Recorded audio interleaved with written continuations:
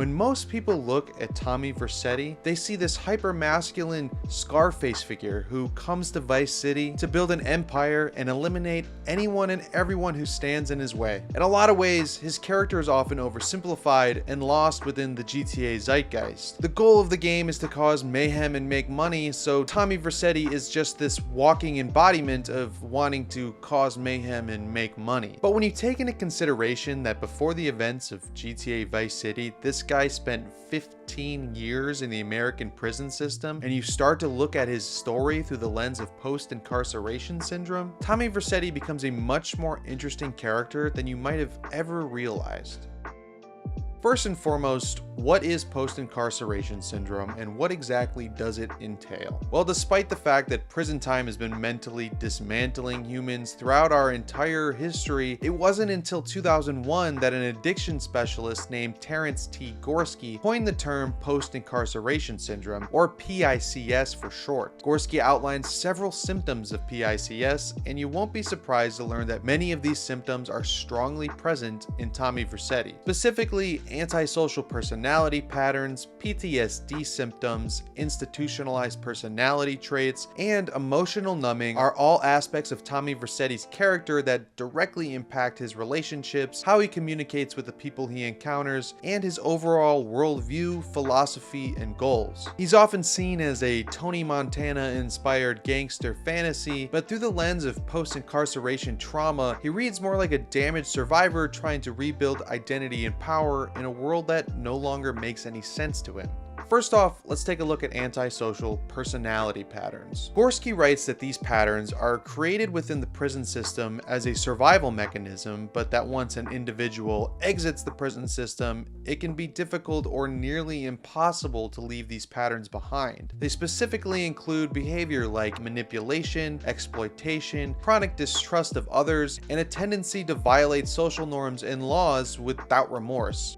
Tommy manipulates characters like Lance Vance, Diaz, Rosenberg, and even Love Fist, leading them to believe he's riding things to the top alongside them, when in reality he's just using them as stepping stones. Tommy doesn't trust anyone on his side, and Lance validates this mistrust through his betrayal, only making things worse. And he clearly breaks social norms throughout the story by eliminating anyone who threatens his status without remorse, regardless of how close he is to them. Another significant aspect of post-incarceration syndrome includes PTSD symptoms, specifically outlined by Gorski as hypervigilance, irritability, flashbacks or reactivity, and an inability to emotionally regulate under stress. And while Tommy never really exhibits the more vulnerable aspects of someone with PTSD, the paranoia and quickness to react in violence is as prevalent as humanly possible. Violence is his first reaction, not persuasion or compromise. There truly is no moment of calm in his story, no ability to trust, relax, or delegate. Another key symptom that Gorski identifies is institutionalized personality traits, meaning personality traits that are developed over time as a reaction to the rigid and strict structure of the prison system. Over time, incarcerated individuals often lose the ability to make independent decisions and begin to crave hierarchy, order, and predictability. The outside world becomes overwhelming and chaotic, so they instinctively recreate the kind of structure they became used to. Tommy does exactly that. He doesn't just build an empire, he builds a hierarchy. He surrounds himself with subordinates, but keeps himself insulated. Whether it's the Malibu Club, the Print Works, or Sunshine Autos, every operation functions like a compartmentalized system with Tommy at the top and minimal communication downward. He delegates the dirty work, enforces loyalty through fear, and builds an empire that looks more like a compound, rigid, secure, and closed off from any sense of vulnerability. Finally, there's emotional numbing, which is probably one of the most haunting aspects of post-incarceration syndrome. According to Gorski, emotional numbing serves as a survival tactic after enduring trauma, as people shut down emotionally as a defense mechanism. They suppress grief, joy, and even connection because feeling too much or feeling at all becomes dangerous, which really ties back to the psychology of playing a Grand Theft Auto game. You are mentally detached from what you're doing, and the characters in the world are also detached from the crime and violence happening around them. And I did a whole video on that called How GTA Became America, if you want to check that out later. Tommy Vercetti is emotionally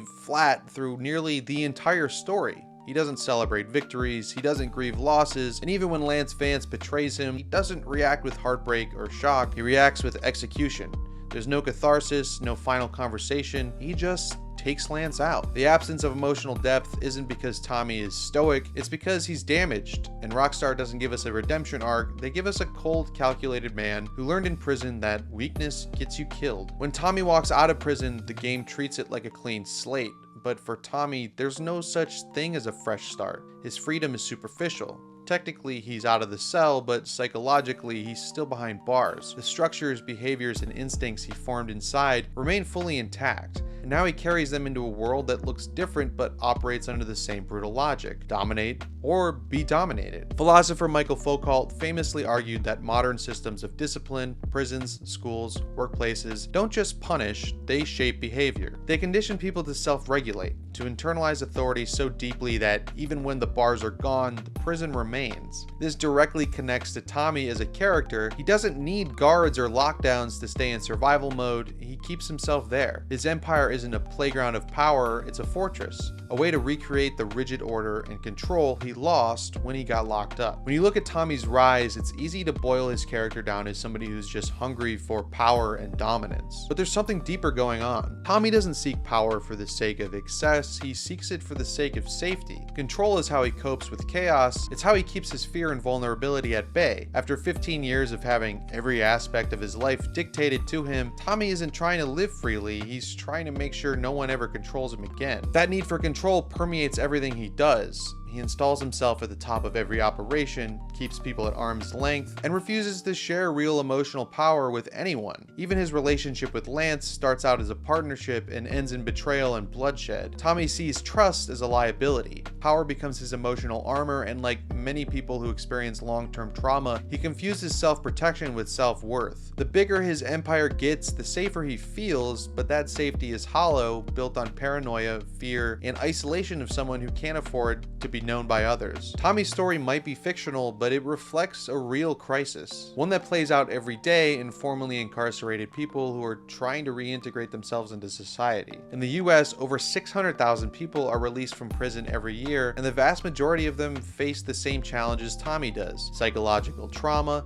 emotional detachment, institutional conditioning, and a lack of trust in others. Many return to environments where they're expected to immediately function, connect, and contribute, all while carrying the weight of what they've been through, often without support or resources. And unlike Tommy, most of them don't have an empire to run. Many end up homeless, rearrested, or trapped in cycles of violence and poverty. Not because they're incapable of change, but because the systems that broke them never really were made to rehabilitate them in the first place. Tommy is an extreme version of this, a man who reinvents himself not with therapy or introspection, but with bloodshed and business deals. And that's what makes him tragic. Not just because of who he becomes, but because of what he never was allowed to be: vulnerable, open, or free, really. An excellent exploration of this concept is in a book that I read a couple years ago called No Beast So Fierce by Edward Bunker. It tells the story of an inmate named Max who is released from prison and genuinely sets out to do better with his life. But after finding that legitimate employment is nearly impossible to attain with his felony status, and after being relentlessly harassed by his parole officer, Max falls back into the life of crime in the most unapologetically desensitized way you can imagine. The book outlines just how poor the prison system is at rehabilitation and how change is made nearly impossible for those who leave their incarceration hoping to turn over a new leaf. While Tommy Vercetti might seem like he's on the top of the world at the end of Vice City, the truth is he's trapped himself in a loop of paranoia and dominance that he can never escape. A life of chasing money and control without the psychological ability to ever take a step back and enjoy the freedom that money might provide. He comes off as completely unbothered, a perfect embodiment of the GTA experience, able to deal with all the chaos and mayhem without blinking an eye. But in reality, he's mentally trapped in a thought loop the prison system installed within him over 15 years, and that loop can ultimately only end in one way. In the end, GTA Vice City isn't just a satire of 1980s Miami or homage to Scarface. It's a portrait of a man who was never given the tools to process the world he re-entered after incarceration. Tommy Vercetti doesn't build an empire because he dreams of greatness. He builds it because it's the only thing left that makes any sense to him. A rigid, hierarchical empire that mirrors the structure of the very institution that broke him. What looks like power is really protection. What looks like confidence is really conditioning. Tommy's downfall isn't his violence, ambition, or even betrayal. It's the fact that after 15 years of psychological warfare, he lost the ability to imagine any other way to live. He didn't escape the system. He replicated it. And no matter how many businesses he buys, enemies he eliminates, or betrayals he survives, there's one thing that Tommy can never outrun: the version of himself that his incarceration created. That's all I got for this week, guys. Thank you for watching. Please like, comment, and subscribe. Share with your friends. I appreciate the viewership. Last few videos haven't gotten as much views as the first few videos, but I'm going to keep trucking along, keep making these, having a lot of fun doing it. And again, I appreciate you for joining me along the way. So stay tuned for more. This is Mike, GTAnalysis, and I'll catch you guys next time.